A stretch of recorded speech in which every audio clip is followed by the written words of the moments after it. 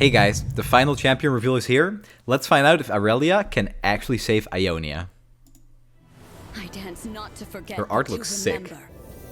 Every blade, Irelia, 3 mana, quick attack. When I'm summoned or round start, if you have the attack token, create a flawless duet in hand. Level up 12 plus allies have attacked. And she's a 3-2. Okay, so the fact that 12 plus allies need to attack makes me think that she's not going to be with Bilgewater, like with Misfortune, but most likely with Azir. Rebeat in its place. But it depends on what that flawless duet does. Flawless duet, Blade Dance 2. Wait. That is insane. For 1 mana slow, wait, this is ridiculous. Okay, well, I think I already answered the question at the start. This seems really, really good with Azir. Left foot strike, right foot strike, turn. Yeah, that's strong. Mind your form. Wow, okay. Battle stances, follow my lead. I need to see the other cards though, but that seems incredibly strong. And by our blades will it fall. That's 3. Or no, wait, that's 2 and 3 for Azir. Blade Dance 3. Pick an ally to attack with the blades. 7 mana slow. Blade Dance 3 is, I guess, a lot. And picking an ally to attack. I think this is too slow. 7 mana is just a lot. I hope this isn't their champion spell, but I have a feeling it will be. Navari, formations.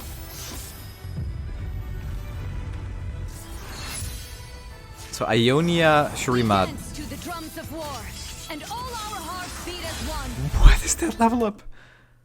When I'm summoned around... Okay, create a flawless duet. When allies attack, create a blade search in hand. That's her cue from League. Show them no weakness. That looks so cool. Okay, so what's the blade search? Ionia still stands. Oh. Swap Irelia with an ally. 0 mana burst. At season Ionia. It's literally going to be impossible to kill Irelia. She will never die. How long can they resist while their cities Okay, this seems really, really strong. Quell our spirits. Our home, our ancestors. That's so cool. And her art is sweet. Alright, let's look at all the cards that got revealed, and let's give them a rating. Hey guys, so here we are with all the cards that got revealed in the Irelia package. There were some that got revealed yesterday that I will go over after this, but first let's just see how good Irelia actually is. So Irelia is a 3 mana 3/2 with quick attack, and you create a flawless duet whenever you have the attack token. So first of all, I think this is pretty insane. You don't even have to play this with scouts. I think this is meant to go in an Azir deck. The fact that Irelia and Azir are both 3 mana really doesn't matter because they were the only 3 mana units that you actually played in that deck. I could be wrong, I didn't really play that deck as much. And it was basically the same with any Misfortune deck. In Misfortune decks, the only 3 cost that you actually wanted to play on turn 3 was Misfortune. So I think Irelia and Azir are definitely meant to go together, and they will be the only 3 cost units in that deck. So the fact they have overlapping costs, totally fine. Her stats are a little bit underwhelming. She does die to a Mystic Shot, but you are in Ionia, you have access to Notify, you have access to some of the new cards that got released, like this one, Lead and Follow, and another one that got released yesterday that we're going to look at. And I think it's going to be near impossible to actually kill Irelia, especially when you level her up and you get access to the Blade Search. When I asked that question at the start of the YouTube video, is Irelia going to save Ionia? I think the answer is yes. I think Ionia just found another playable champion with a pretty dedicated deck like Lee Sin is right now. Lee Sin has been the only powerhouse champion of Ionia for, well, since he got buffed to 4 mana and then nerfed to 5 mana, he's been the only reason to actually build a dedicated Ionia deck. But I think with Irelia, she'll be the second. Like, Zed was always pretty good, but Irelia seems to really have an entire package built around her that's actually going to work. I think Irelia is going to be a menace in the new expansion. I'm actually going to give her 5 suns because I expect to see her everywhere when the expansion is. I'm fully expecting this to be a meta-defining deck. She also has some cheap spells to enable some of the synergies that are in Ionia, like Eye of the Dragon, Deep Meditation. I don't know if those are going to be played because they seem to be for a different type of deck, maybe a little more control-y. I'm just saying, the synergy is there. I'm not sure if it's actually going to be played, but I'm fully expecting a refined Irelia deck to be high tier 2, maybe tier 1. Alright, next up is another completely insane card, Lead and Follow. 2 mana fast, recall an ally to create a flawless duet in hand. So this card in Azir and Irelia is absolutely perfect. I don't think you can do much better than this as far as protection spell goes either. This is good protection for Azir and Irelia when they already have so many spells to protect them, and you get something that is incredibly synergistic to the deck, which is Flawless Duet. The fact that it's going to be so hard to kill the important units in Irelia Azir decks is going to be very frustrating, I think. And Lead and Follow is definitely going to be a prime contributor to that fact. I'm actually going to give Lead and Follow 5 stars. I think it's that good. I think it's better than Retreat for a deck like this because, once again, the synergy is just incredible. I could maybe give it 4 suns, but I think 5 is just right on the money, and I think it's going to be one of the most powerful cards in that deck. It's going to really help actually bring everything together and make it work. So Blade Search is the spell for Irelia once he levels up that we didn't talk about. Once again, the synergy is pretty cute when you can when you're summoning blades, and then if your opponent like doesn't block one of them, you shuffle Irelia in to get the attack, dealing 4 damage instead of 1. It's just cool. I'm glad it exists. It's pretty thematic too with how she works in League. So yeah, very good spell. It's going to be impossible to kill her once she levels. Alright, next up is our champion spell. 7 mana slow speed, Irelia's Vanguard's Edge, Blade Dance 3, pick an ally to attack with the blades, and create an Irelia. Okay, so this card is pretty bad. For 7 mana, getting a free attack with 3 blades, I don't think that's nearly good enough. Probably a way to nerf her by making this a champion spell. I'm actually going to give this 1 sun. I don't think you ever want to play this. The only time you're going to play this if you're like about to push lethal and you really need that extra bit of reach and you have no other options in hand, then you play this card, but that will be the only way. You're never going to go into a turn like, hey, I'm going to play the Vanguard's Edge to push some insane damage through. That won't happen. And there were some more cards that got revealed yesterday that we're going to look at. Alright, so these are the cards that got revealed yesterday. We're going to start with the Ribbon Dancer. 2 mana, 2/1, play Blade Dance 1. This is a very strong card. I think you'd be happy using like a recall on this card too to just play a 2/1 and get some blades to attack. Very good with Azir too. I think for the deck that Irelia and Azir is going to be, or the style of deck that Irelia and Azir is going to be played at, is going to be very reliant on a card like this. So I'm already going to give it 4 suns. This will be one of the most powerful cards in that deck in getting the entire thing to actually work together. And having that kind of swarm style of deck, and Ribbon Dancer is just going to be very good for that. So next up we have Syncopatation. 2 mana burst speed, swap to allies. This is a very strong card. Going to be, once again, just almost impossible to actually kill the unit you want to.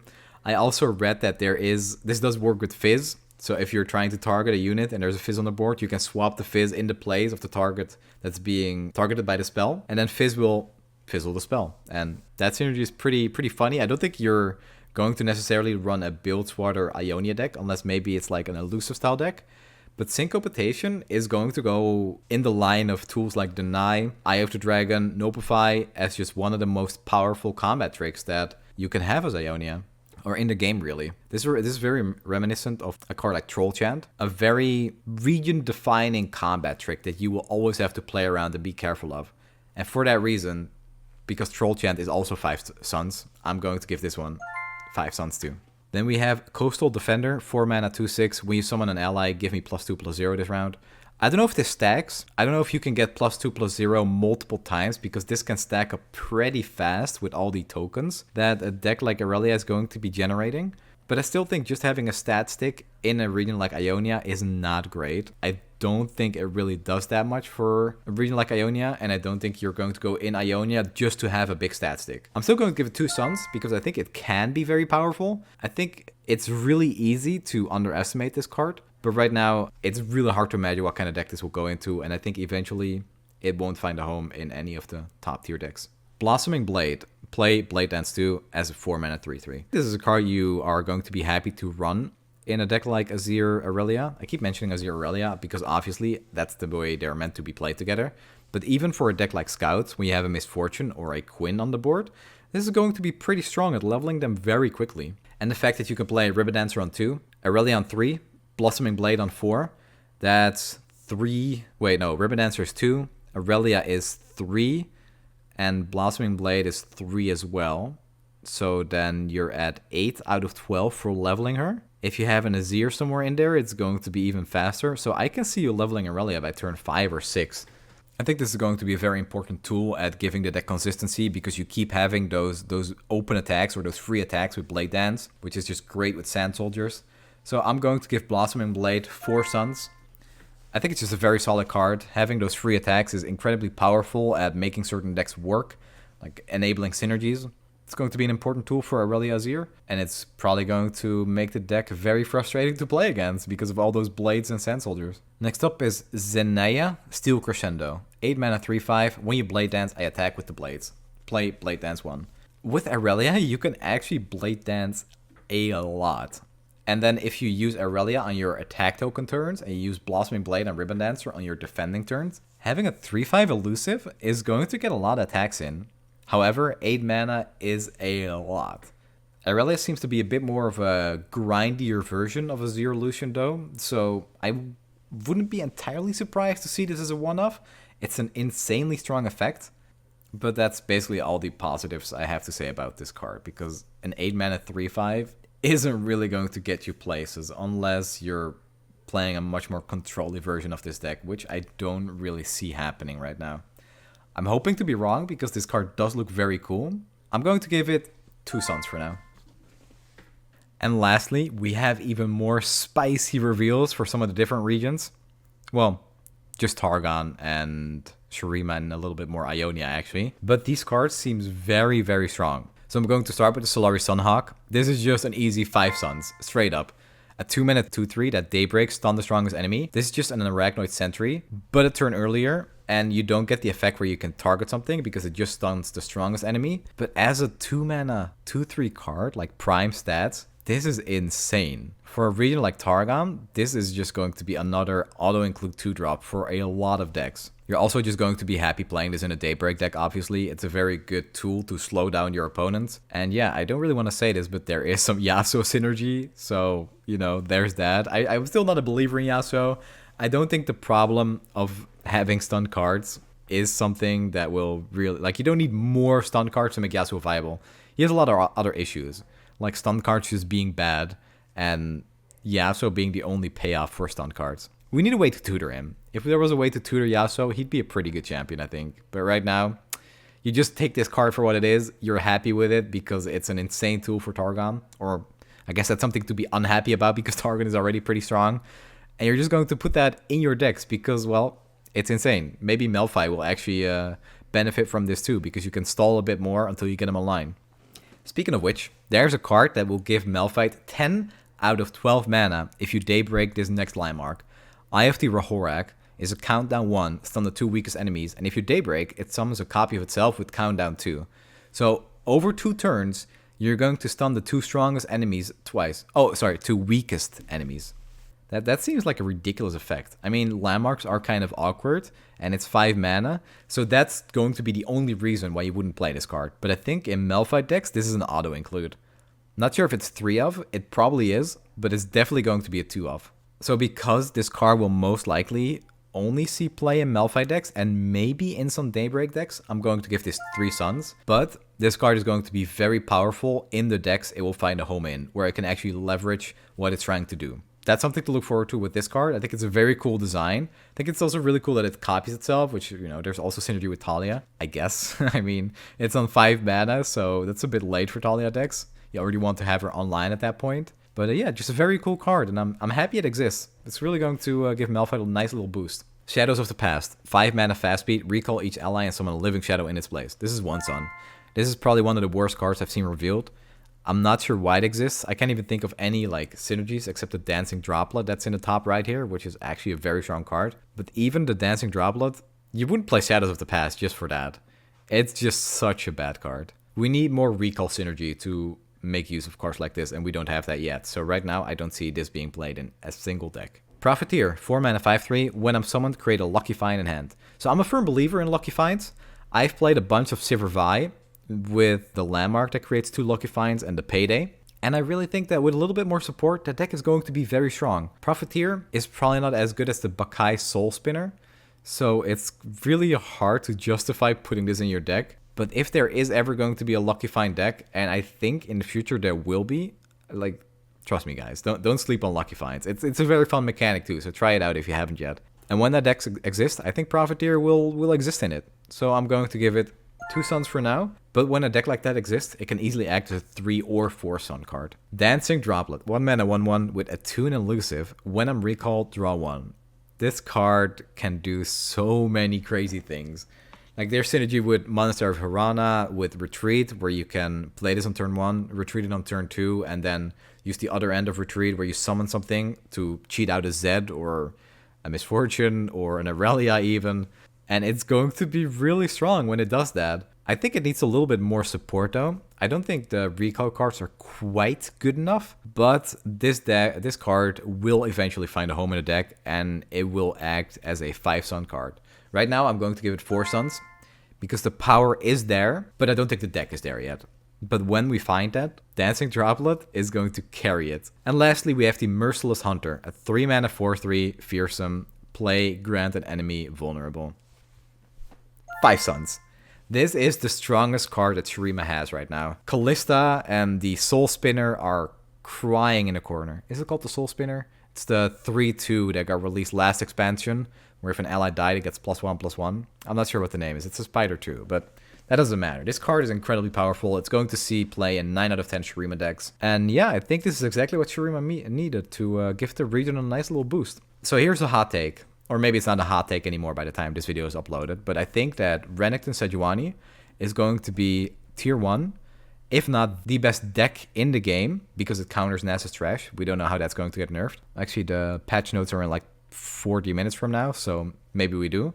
But I currently don't know if that deck's going to get nerfed. But Renekton Sejuani already counters that deck, and Merciless Hunter is an insane tool for that deck. It is so good, guys. So mark my words here. Renekton Sejuani, likely going to be a high tier 1 deck. You want some free LP? Play it on day 1. Alright, so those were all my reviews for now. I just uploaded a poll too, and make sure to vote on that, on what your favorite champion is for this expansion. I'm personally very satisfied with the reveals we got. I think some of them were maybe a little bit underwhelming. I think next expansion is going to be fireworks all over the place. That expansion and the champions that get revealed in it are all just made for me, okay? All the champions that get released there are champions that I played a bunch in League of Legends. So I couldn't be more excited. This is just like an appetizer, you know? This expansion is just to get me through the next 2 months until I can just completely go loose. During that time, I'll also be done with my study. Hopefully I've graduated, and then I'm going to just stream full time, and I'm going to love what the new expansion is going to bring. So look forward to that. And yeah, don't forget to comment, join the Discord, and just let me know all your thoughts on this next expansion. Have a great time tomorrow when the new cards get revealed. Look forward to my videos and my stream, and I hope to see you guys there. Enjoy.